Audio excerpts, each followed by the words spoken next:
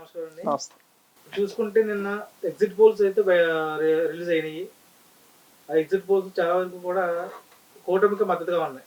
కానీ వైసీపీకి సంబంధించిన కొన్నేమో వైసీపీకి సపోర్ట్‌గా ఉన్నాయి. అంటే ఎటువంటి నమ్మొచ్చు? ఇటు ఏ ఫోన్ నమ్మాలి? ఇటు ఎలక్షన్ మీడియా అంటారా? అది ఎవరి వాళ్ళ ఛానల్ వాళ్ళకున్నాయి. ఇప్పుడు ఎగ్జిట్ పోల్స్‌లో ఒక్కొక్కటి ఒక్కొక్క రకంగా వచ్చింది. రేపు చూస్తేనేమో రేపు రిజల్ట్ వస్తుంది. ఏది నమ్మొచ్చంటారు? అంటే ఒకటండి, ఆంధ్రప్రదేశ్ రాష్ట్రంలో ఎప్పుడూ జరగనంత పోలింగ్ ఈసారి రాష్ట్రంలో నమోదైనటువంటి విధానం, అదేవిధంగా ఓటింగ్ జరిగినటువంటి సరళి మనం పరిశీలిస్తే ఖచ్చితంగా తెలుగుదేశం పార్టీకి ఖచ్చితంగా ఒక పూర్తి ఎడ్జ్ ఉంది అని ఈ సందర్భంగా మనం భావించవచ్చు. అదేవిధంగా మనం చూసుకున్నట్లయితే అనేక సంస్థల సెఫాలజిస్టులు కానివ్వండి, అనేక సర్వే సంస్థలు, ఉదాహరణకి ఆరా లాంటి సంస్థలు, ఆరా మస్తాన్, వీళ్ళందరూ కూడా అనేకమైనటువంటి సర్వేలు చేశారు. మరి నా ఉద్దేశంలో కొంత కాసుల కకుర్తిలో భాగంగా వైసీపీకి వారు అనుకూలంగా చెప్దామని ప్రయత్నిస్తున్నప్పటికీ కూడా వారి మనస్సాక్షి చెప్పనివ్వనటువంటి పరిస్థితి ఉంది. ఎందుకంటే ఆరా మస్తాన్ ఇంటర్వ్యూ మనం పూర్తిగా చూసుకున్నట్లయితే ఆయన ఏం చెప్తా ఉన్నాడు, జనసేనకి సుమారు 12 నుంచి 15 సీట్లు రాబోతా ఉన్నాయి, బీజేపీకి 3 సీట్లు దాకా రాబోతా ఉన్నాయని చెప్తా ఉన్నాడు.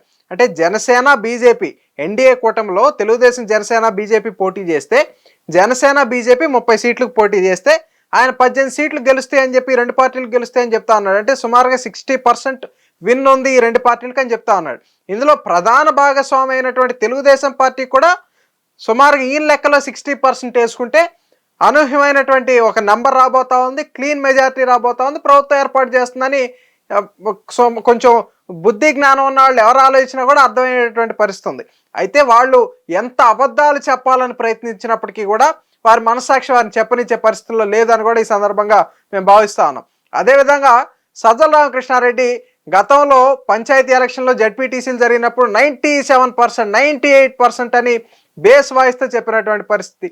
అదేవిధంగా ఎన్నికలకు ముందు జగన్మోహన్ రెడ్డి ఇచ్చిన TV9 ఇంటర్వ్యూలో కూడా మీకు టెక్నికల్గా మీరు ఎంత వస్తాయని మీరు ఎక్స్పెక్ట్ చేస్తున్నారంటే వైనాట్ 175 అని ప్రగల్భాలు పలికినటువంటి పరిస్థితి. ఎన్నికలు అయిపోయిన తర్వాత ఈరోజు సజ్జల రామకృష్ణారెడ్డి బేస్ వాయిస్ తగ్గిపోయింది, పిల్లిలాగా మ్యావ్ మ్యావ్ అంటా ఉన్నాడు, ప్రజలందరూ కూడా సైలెంట్ ఓటింగ్ వేశారంటా ఉన్నాడు. సైలెంట్ ఓటింగ్ వేస్తే ప్రజలందరూ కూడా ఒకటే వాళ్ళు భావిస్తూ ఉన్నారు, రాష్ట్రంలో ఉన్నటువంటి ఒక ఫ్యాక్షనిస్ట్కి భయపడే ప్రజలు ఎవరికి ఓటు వేసామనేది చెప్పలేకపోతా ఉన్నారు. రేపు ఉదయం పెట్టెలు తెరిచిన వెంటనే వీళ్ళ భాగవతం అంతా కూడా బయటపడుతుందని ఈ సందర్భంగా నేను భావిస్తా ఉన్నా. అదేవిధంగా ఈ సందర్భంగా ఇంకోటి కూడా తెలియజేస్తా ఉన్నా, సైలెంట్ ఓటింగ్ వేశారని చెప్తా ఉన్నాడు సజ్జల రామకృష్ణారెడ్డి. మరి ఆరా మస్తానికి ఏమైనా చెవులు చెప్పారా మేము వైసీపీ కోటేసామని? కాబట్టి పిచ్చి ప్రగల్భాలు మీరు రేపు మీరు ఆ మాటలు చెప్పకపోతే రేపు వైసీపీ కౌంటింగ్ ఏజెంట్లు కూడా కూర్చునే పరిస్థితి ఉండదు. కాబట్టి మీరు చెప్తా ఉన్నారని మేము అర్థం చేసుకోగలం. అయితే ఆంధ్రప్రదేశ్ రాష్ట్రంలో వైఎస్ఆర్ కాంగ్రెస్ పార్టీకి పూర్తిగా రాజకీయ సమాధి కట్టేదానికి ప్రజలు సిద్ధంగా ఉన్నారని ఈరోజు మేం కాదు, ఆ పార్టీకి చెందినటువంటి అభిమానులు పొన్నవోలు సుధాకర్ రెడ్డి, ఆ తర్వాత పంచ్ ప్రభాకర్ లాంటి ఆ పార్టీకి చెందిన అభిమానులే చెప్తా ఉన్నారు. కాబట్టి తెలుగుదేశం పార్టీ జనసేన బీజేపీతో కలిసి ఒక క్లీన్ మెజారిటీతో రేపు అధికారంలోకి రాబోతా ఉన్నారు. వర్స్ట్ కేసులో 128 +or-5 రాబోతా ఉన్నాయి.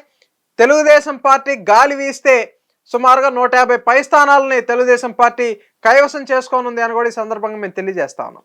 ఎవరికైతే తెలుగుదేశం అలాగే వైఎస్ఆర్ కాంగ్రెస్ పార్టీకి 47%, 49% +or-3 అని చెప్పాడు. తెలుగుదేశం 47 + 3 అయితే 50 అవుతుంది, వైఎస్ఆర్ కాంగ్రెస్ పార్టీ -3 అయితే 46 అవుతుంది. సో ఆయన చాలా స్పష్టంగా చెప్పాడు, కానీ కొంతమంది అర్థం చేసుకోలేక ఈ విధంగా వ్యాఖ్యానిస్తూ ఉన్నారు. ఆరా మస్తాన్ సర్వేలో కూడా తెలుగుదేశం పార్టీ అధికారంలోకి రాబోతా ఉంది అని వాళ్ళు ఎన్ని మేకప్లు చేసి దానికి విడుదల చేసినప్పటికీ కూడా అందులో ఆయన చాలా స్పష్టంగా 47, 49 +or-3 అన్నాడు. కాబట్టి ఇది తెలుగుదేశం పార్టీకి 47 + 3, వైఎస్ఆర్ కాంగ్రెస్ పార్టీ 49 - 3గా మనం అర్థం చేసుకోవచ్చు. అదేవిధంగా ఇంకో విషయం కూడా మేము తెలియజేస్తా ఉన్నాం, గతంలో 2019 ఎన్నికల్లో తెలుగుదేశం పార్టీ అలాగే వైఎస్ఆర్ కాంగ్రెస్ పార్టీకి ఉన్నటువంటి ఏదైతే ఎడ్జ్ ఉందో అది 37 లక్షల ఓట్లు మాత్రమే. 37 లక్షల ఓట్లతో తెలుగుదేశం పార్టీ అధికారాన్ని కోల్పోవడం జరిగింది. వైఎస్ఆర్ కాంగ్రెస్ పార్టీ 151 సీట్లతో అధికారంలోకి వచ్చింది. అక్కడ 17 లక్షల ఓట్లు జనసేనకు పోలైనవి. ఆ 17 లక్షలు ఇందులోంచి తీసేస్తే ఇంకో 17 లక్షల ఓటర్లు. అందులో ఎవరైతే ఎంప్లాయీస్ ఈ ప్రభుత్వానికి పూర్తి విరుద్ధంగా వాళ్ళందరూ కూడా తమ నిర్ణయాన్ని తెలియజేస్తా ఉన్నారో, వీరికి వ్యతిరేకంగా ఉన్నారో, పోస్టల్ బ్యాలెట్ల ప్రభంజనం మనం చూసాం. మరి అదేవిధంగా వాళ్ళలో కూడా ప్రతి ఒక్క ఉద్యోగి ఒక 4-5గురిని ఇన్ఫ్లుయెన్స్ చేసే పరిస్థితి ఉంటుంది కాబట్టి అక్కడే ఒక 20-25 లక్షల డిఫరెన్స్ వచ్చే పరిస్థితి ఉంది. వీళ్ళు తీసుకున్నటువంటి ప్రజా వ్యతిరేక నిర్ణయాలకి ఇంకొక 35 లక్షల ఓట్లు డిఫరెన్స్ వచ్చే పరిస్థితి కాబట్టి ఈసారి థంపింగ్ మెజార్టీతో 1-సైడెడ్ విక్టరీగా కూటమి ప్రభుత్వాన్ని ఏర్పాటు చేయబోతా ఉందని కూడా ఈసారి మేము భావిస్తా ఉన్నాం. అదేవిధంగా ఇక్కడ ఇంకో విషయం కూడా మనం గమనించుకోవాలి. గతంలో ఏ విధంగా అయితే సజ్జల రామకృష్ణారెడ్డి మాట్లాడుతూ తెలుగుదేశం పార్టీ చారిత్రాత్మకంగా 3 ఎమ్మెల్సీ స్థానాల్లో పట్టభద్రుల ఎమ్మెల్సీ స్థానాలు కైవసం చేసుకుంటే మా ఓటర్లు కాదన్నాడు. నేను అడుగుతా ఉన్నా సజ్జల రామకృష్ణారెడ్డిని, రేపు ఆంధ్రప్రదేశ్లో మీ పార్టీ ఓడిపోబోతా ఉంది, కనీసం ప్రతిపక్ష హోదా కూడా వచ్చే పరిస్థితి లేకుండా ఉండబోతా ఉందని ప్రజలందరూ కూడా భావిస్తూ ఉన్నారు. రేపు ఆంధ్రప్రదేశ్ రాష్ట్రం మాది కాదు, మాది పక్క రాష్ట్రం అని సజ్జల రామకృష్ణారెడ్డి చెప్తాడా అని కూడా నేను ఈ సందర్భంగా అడుగుతా ఉన్నా.